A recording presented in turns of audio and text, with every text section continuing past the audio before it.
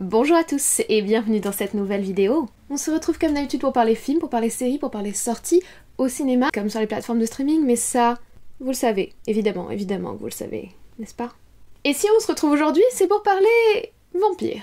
Et comme vous le savez probablement déjà, le vampire est une de mes créatures du monde horrifique favorites. Je vous avais même fait un top 10 de mes films de vampires favoris, et en particulier le personnage du comte Dracula que l'on connaît tous. Dracula est de retour au cinéma pour un film auquel je ne m'attendais absolument pas et qui est centré sur une partie de l'histoire de Bram Stoker qui est assez originale, on va en parler. Ce film, c'est Le Dernier Voyage du Déméter que j'ai découvert récemment au cinéma et que suite à un sondage, vous avez choisi comme thème de cette nouvelle vidéo. Je ne vous en dis pas plus, je pense que vous avez compris le thème, servez-vous un grand verre de sang, oui, j'insiste. Et nous on se retrouve juste après.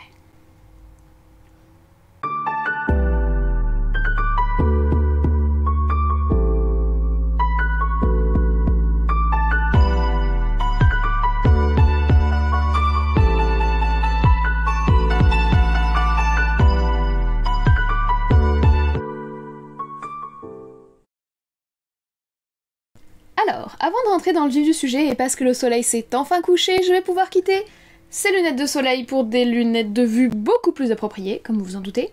Et je crois que nous sommes prêts pour parler du film. Alors, Le Dernier Voyage du Déméter est un film d'1h59 de type horrifique fantasy, comme quasiment tous les films qui tournent autour du thème du comte Dracula. Et c'est un film qui est sorti au cinéma le 23 août 2023, c'est-à-dire mercredi dernier. À la réalisation de ce film, on retrouve André Øvredal. Alors André Øvredal, c'est lui qui a réalisé le fameux film Troll et que personnellement j'avais plutôt apprécié. On voyait déjà d'ailleurs dans ce film qu'il s'intéressait au cinéma horrifique et surtout au folklore horrifique autour du personnage du troll donc, et qu'il y mettait en avant sa culture puisqu'il est d'origine norvégienne. Il a également réalisé un film que j'avais plutôt apprécié sans plus parce qu'il apportait pas grand chose d'original. Le film The Autopsy of Jane Doe qui était sorti en 2016 et qui était un film autour des morts vivants assez classique dans une morgue. Il était sympathique mais voilà, le problème c'est que ça renouvelait pas particulièrement le genre. Et il est également en 2019 derrière le film Scary Story, pareil, je l'avais apprécié sans plus mais en tout cas on voit qu'il a vraiment un intérêt pour le genre horrifique et pour les créatures qui peuplent le genre horrifique. Cette fois-ci, dans ce nouveau film, il choisit de s'intéresser donc au comte Dracula, comme on l'a dit, et surtout à une partie de l'histoire de Dracula qui est pas vraiment celle dont on parle le plus quand on adapte le roman de Bram Stoker, c'est le voyage de Dracula, puisque le comte Dracula va quitter sa Transylvanie natale pour rejoindre l'Angleterre, c'est toute l'histoire du roman, et pour rejoindre les côtes anglaises, il va donc emprunter un navire qui est le Déméter, avec l'ensemble de ses propriétés, notamment des kilos et des kilos de sa terre natale dont il a besoin pour pouvoir s'établir dans son nouveau domaine. Et c'est donc le sujet de ce film, on va suivre le parcours dramatique du bateau le Déméter, de ses matelots et de son capitaine, alors qu'ils quittent la Transylvanie sans savoir qu'ils ont à bord un terrible passager clandestin. Au casting, pour jouer le comte Dracula lui-même, on retrouve un acteur qu'on avait déjà vu dans des films comme Rec, qui fait partie de mes films d'horreur favoris, ou encore dans le très bon Mama, c'est Javier Botet qui est un illustrateur et acteur espagnol. À ses côtés on retrouve une actrice irlando-italienne, Aisling Francesconi, qu'on a pu voir en 2018 dans le film The Nightingale, et également en 2021 dans Impardonnable. On retrouve également Corey Hawkins, qu'on a pu voir dans le film 24 Heures Legacy, et dans la saison 1 de la série Survive, il était aux côtés de Sophie Turner, mais la série m'a pas du tout marqué, je crois que j'avais regardé les 2 premiers épisodes et puis je m'étais arrêtée. Et pour finir, et ça c'était vraiment la très bonne surprise du casting, pour moi, on a également Liam Cunningham, qui est un acteur que j'aime beaucoup et que je trouve assez charismatique, qu'on a pu voir notamment dans la série Game of Thrones, dans le film Let Us Pray dont on parlera très bientôt dans une vidéo sur la chaîne, ou encore dans le film Le Vent se lève. Donc voilà un petit peu pour le projet. En soi, moi j'étais assez enthousiasmée, de toute façon je le suis toujours quand on parle de Dracula ou du mythe vampirique dans un film. En général, je suis plutôt bon public pour ce genre de produit, donc évidemment que j'avais qu'une hâte, c'était d'aller découvrir le film au cinéma. Et en parlant du film, rentrons directement dans le vif du sujet en parlant de la photographie.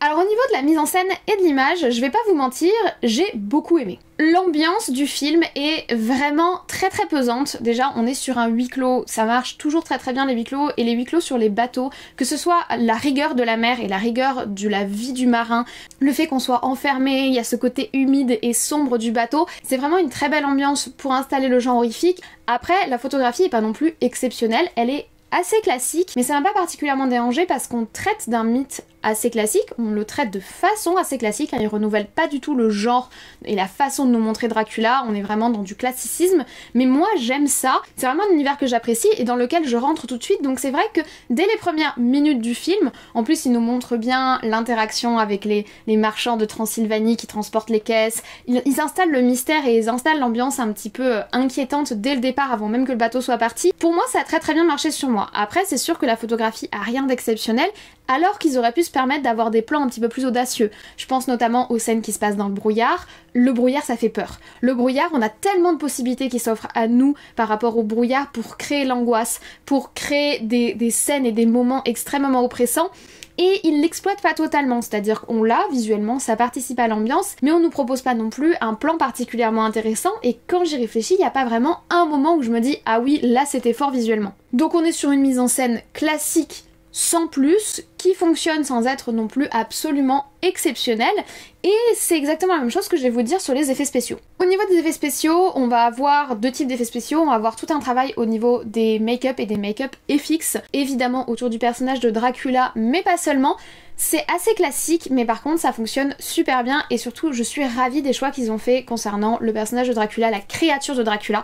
On revient sur des basiques, on revient sur du très classique du mythe vampirique et j'adore. Alors me faites pas dire ce que j'ai pas dit, j'aime les vampires comme celui que j'ai essayé d'incarner ici, donc très aristocratique, très humain, c'est-à-dire vraiment le prédateur caché dans la peau du mouton. J'aime beaucoup cette esthétique là, mais c'est une esthétique qu'on a énormément ces dernières années au cinéma quand on traite du mythe du vampire, des moments comme Twilight, voire même avant. Moi, c'est vrai que j'apprécie des vampires un petit peu plus à la Nosferatu fantôme de la nuit. Vous voyez, le vampire monstrueux. Moi, ça me parle énormément et le fait qu'ils aient fait ce choix-là pour le film, qu'ils l'aient montré plus comme une créature de la nuit que comme un prédateur caché dans le corps d'un humain, je valide à 100% et c'est vrai qu'au niveau de la réalisation du make-up en lui-même, je trouve que ça fonctionne. Même chose pour les différents moments où il va y avoir du sang ou des blessures, vous vous doutez bien qu'il y a du combat et qu'il va y avoir un petit peu de giclée d'hémoglobine, hein, on est quand même dans un film de vampire. Ça fonctionne très bien l'image, les choix sont efficaces.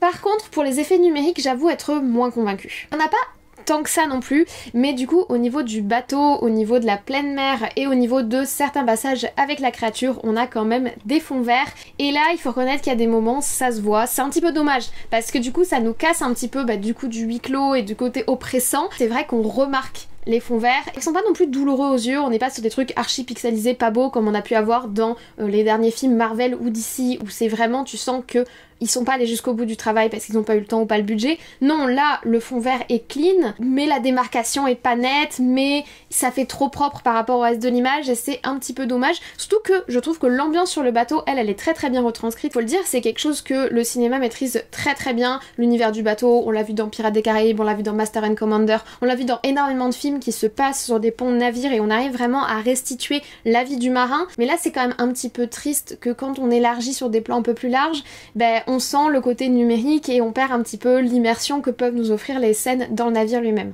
Par contre, là où j'ai pas du tout perdu au niveau immersion, c'est la musique. J'ai beaucoup apprécié l'ambiance musicale, j'ai beaucoup apprécié les choix d'ambiance musicale et j'ai beaucoup apprécié le travail sur le son, puisque durant tout le film, on a un travail sur le fait que les marins communiquent en tapant sur les planches, en tapant sur le bastingage, pour signifier qu'ils sont toujours là ou qu'ils passent leur quart ou pour dire qu'il y a une urgence, parce que c'est beaucoup plus simple que gueuler au milieu de la mer, ce qui est plutôt intelligent par ailleurs. Le fait qu'il y ait tout un travail autour de ce son, le fait qu'il y ait tout un travail autour de cet écho dans le navire, je trouve ça super intéressant. Beaucoup de très beaux moments de silence où on n'entend que les bruits de chaîne, où on entend que les bruits de la mer autour, où on entend que en fait l'environnement et où on guette, comme les marins guettent, le bruit du prédateur. Et les moments musicaux sont aussi très bons. C'est assez classique, c'est orchestral, mais j'ai trouvé que ça accompagnait plutôt bien, et notamment sur la scène du grand combat final, on va dire ça comme ça, où là on a une tension qui est réelle et qui vient pas ou quasiment pas de l'image, mais presque uniquement de la musique et de l'ambiance sonore qui arrête pas de s'entrecouper de moments de silence où on attend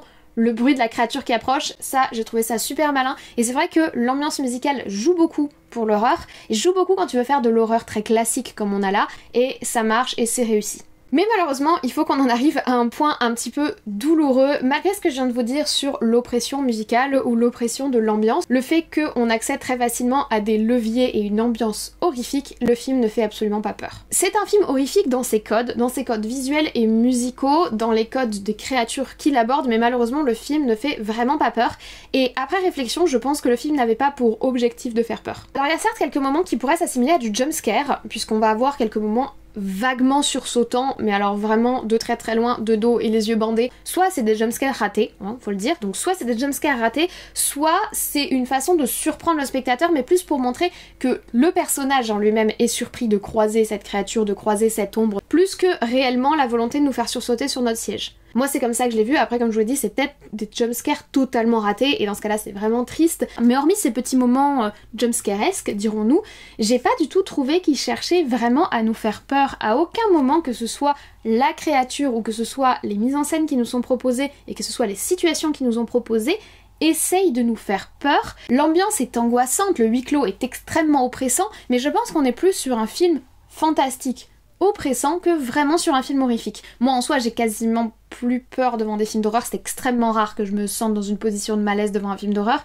mais là vraiment j'ai même pas senti qu'ils venaient me chercher pour ça. Je pense qu'ils veulent juste nous raconter une histoire assez classique du mythe de Dracula et créer quand même une ambiance un petit peu oppressante, un huis clos oppressant, mais sans aller jusqu'à la dimension horrifique. Et d'ailleurs il cache toutes les choses qui peuvent être un peu gore, et on n'est pas là pour te traumatiser, c'est pas du tout ce que le film cherche à faire. Du coup je reste avec mon petit questionnement, est-ce que c'est un film horrifique? Moi j'aurais tendance à dire que non, je dirais que c'est un thriller fantastique plutôt. Et d'ailleurs ça entre en écho avec mon dernier point qui est la narration et le rythme. On retrouve vraiment typiquement le rythme du thriller avec des indices qui s'accumulent, un personnage qui va prendre le lead pour mener l'enquête et petit à petit une découverte du tueur, donc ici de la créature. Pour moi le scénario est vraiment construit sur un modèle thriller et je crois que c'est la chose la plus regrettable du film. Tout simplement parce que nous, dès le début, on sait qu'il y a Dracula dans le bateau. C'est comme ça qu'on nous l'a vendu, c'est écrit littéralement sur l'affiche, c'est écrit littéralement sur les caisses quand il les charge en Transylvanie. Et vouloir présenter le film en huis clos d'enquête pour découvrir qu'est-ce qui tue sur mon navire, alors que nous, spectateurs, nous savons dès le départ ce qui tue sur le navire, ça tue complètement la rythmique du film. Et malheureusement, si j'ai apprécié la mise en scène, si j'ai apprécié les costumes, si j'ai apprécié les FX et si j'ai apprécié la musique, j'ai pas réussi réellement et totalement à rentrer dans l'histoire, tout simplement parce que moi j'avais déjà la réponse à toutes les questions que posaient les personnages durant l'histoire. Je comprends totalement que dans la communication du film, sur l'affiche, etc., et même dès le début du film, ils affichent clair et net qu'ils vont parler de Dracula, qu'ils vont parler de vampires, parce que c'est comme ça qu'ils attirent pour venir voir leur film, mais malheureusement ça gâche complètement l'angle qu'ils ont choisi pour construire leur narration et pour construire leur rythme et pour construire leur angoisse. En fait, on attend qu'une chose, c'est que la bébête se dévoile, parce que nous on sait déjà qu'elle est là et la seule question qu'on se pose c'est à quoi elle ressemble. À cela vous rajoutez des dialogues qui sont quand même fichtrement mal écrits et des personnages qui sont quand même fichtrement mal écrits. En tout cas le personnage de la jeune fille et du médecin sont vraiment super méga agaçants. J'ai bien aimé le personnage du capitaine et j'ai bien aimé surtout le changement qu'il nous propose et son évolution durant l'histoire, mais la plupart des personnages sont quand même extrêmement stéréotypés, apportent pas grand chose au schmilblick et surtout toutes leurs lignes de dialogue sont très mauvaises. Après, j'ai vu le film en VF, j'ai pas trop eu le choix, j'ai découvert une semaine après sa sortie, donc il y avait plus de séances en VO. Peut-être que la VO est meilleure, mais honnêtement en VF, la plupart des répliques sonnent hyper creux. Et l'espèce de déclamation que nous fait le médecin lors de la scène finale, là, ça sonne hyper creux parce que ça tombe comme un cheveu sur la soupe et ça c'est vraiment très très dommage. On a franchement un film qui se tient visuellement et qui marche visuellement et qui en plus fait appel à une petite fibre nostalgique de ce fantastique vampirique classique que moi j'aime bien, mais malheureusement au niveau narratif c'est super décevant. Honnêtement je crois que si on enlève la moitié des dialogues, ça ne change absolument rien à la narration. C'est pour dire à quel point ce qu'il dit sonne creux. Cela me mène d'ailleurs à mon bilan, et comme vous l'avez deviné je pense, c'est un bilan qui est plutôt mitigé. Honnêtement, quand j'étais dans le film, j'ai suivi le rythme, je me suis laissée porter, j'ai pas non plus vécu de grandes émotions, j'ai pas non plus vécu de grands moments visuels, mais c'était sympathique. Il y a un petit côté un peu nanardesque, il y a un petit côté un peu film plaisir, presque plaisir coupable. Vous voyez ce que je veux dire? Vraiment on touche à ma corde sensible, l'aspect nostalgique, les créatures à l'ancienne, la Transylvanie, le mec avec son accent qui te dit attention le démon il est dans la boîte. Ce côté-là j'adore, les choix qu'ils ont fait sur la créature j'adore, donc forcément je me laisse porter sur le bateau, voilà. Je suis avec les gars, en plus la vie de marin elle est plutôt bien retranscrite. Mais c'est sûr qu'au niveau narratif, ça matche pas. Au niveau des dialogues, c'est vraiment terrible. Que l'aspect horreur, pour moi, il y est pas. On est vraiment dans du thriller fantastique et deux trois petites choses comme ça qui font que le film tangue un peu et que le bateau file pas très droit. Mais je pense que si vous aimez les ambiances fantastiques et les ambiances vampiriques,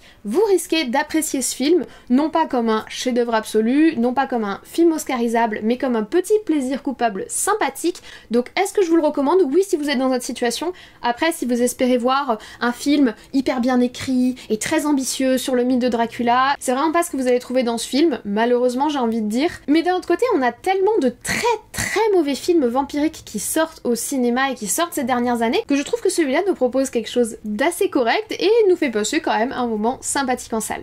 Voilà, je vous remercie d'avoir regardé cette vidéo sur le dernier voyage du Déméter jusqu'au bout, j'espère que vous l'avez apprécié. Si c'est le cas, jeune mortel, je te laisse ajouter un petit like, ça fait plaisir et surtout ça me soutient dans ce que je fais puisque ça aide YouTube lui-même à référencer la vidéo et à la mettre en avant dans son algorithme. C'est également le cas pour les commentaires, donc n'hésitez pas à me laisser en commentaire votre avis sur la vidéo, votre avis sur le film si vous l'avez vu. Dites-moi si je vous ai convaincu ou si je vous ai refroidi à aller découvrir au cinéma. Et profitez-en également pour me dire si vous préférez les vampires de style moderne qui ressemblent à des humains ou les vampires de style créature. Je suis assez curieuse parce que j'aime les deux, donc dites-moi ça en commentaire.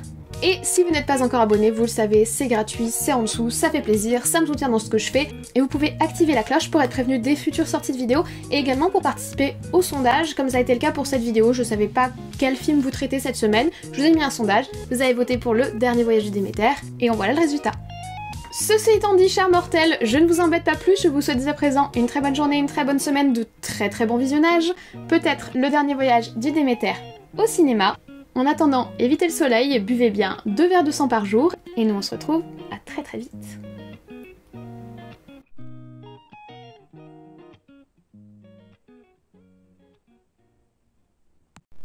Nous sommes sur du vampire, j'espère que ça se voit, j'ai mon faux sang qui fait des fausses croûtes, qui est en train de se décoller. J'ai fait le petit short et j'ai fait quelques photos aussi pour essayer de m'incruster dans l'affiche, mais je pense que j'aurais pas cette là quand je m'incrusterai dans l'affiche, mais bon bref. J'aime trop, j'ai retrouvé ça dans mes vieilles affaires. Petite perle rouge pour faire une petite traînée de sang, j'adore. Et évidemment, nous sommes un vampire, nous craignons le soleil et nous avons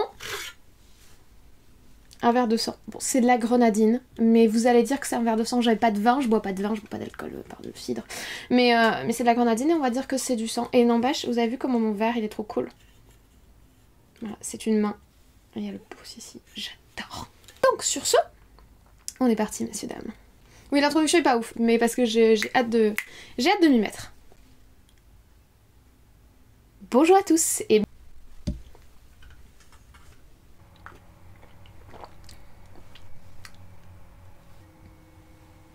J'adore l'aristocratie vampirique. C'est des gens qui ont du style quand même, je trouve. Regardez. C'est mes croûtes de sang. Les cales chargées. Que je trouve que celui-là... Ouf, j'ai chaud. Je voulais absolument mettre ma jolie petite chemise victorienne. Ah, vous la voyez pas bien. Elle est trop jolie. Ah, vous la voyez toujours pas bien, donc je sais pas comment vous montrer. C'est une chemise qui est très centrée derrière, comme ça. Et elle est en V, là, vous voyez. Dès que je l'ai vue, j'étais en mode oh, une chemise victorienne, je la veux. Et je suis trop contente de l'avoir mise là, avec ce petit truc, je trouve que ça fait bien. Mais du coup, je crève de chaud. Donc, je vais vous laisser. J'espère que vous avez apprécié cette vidéo. J'espère que vous avez apprécié mon petit look vampirique. Au niveau du maquillage, je pensais avoir forcé sur le maquillage, mais au final dans la vidéo ça se voit jamais trop quand j'ai forcé. Mais je trouve que ça rend plutôt bien et j'ai frisé mes cheveux pour un look un petit peu plus Victorian, you know. Et je trouve qu'avec les lunettes de soleil ça fait trop bien, j'adore. Bref, j'espère que vous avez apprécié cette vidéo, j'espère que vous avez apprécié cette scène post-générique, j'espère que vous appréciez les vampires. Et écoutez, moi je vais aller chasser quelques humains pour faire des réserves pour la rentrée, hein, parce qu'il faudrait pas se laisser mollir. Et très bonne soirée, journée, semaine à tous et à très vite. Et merci d'avoir regardé ces scènes post-génériques.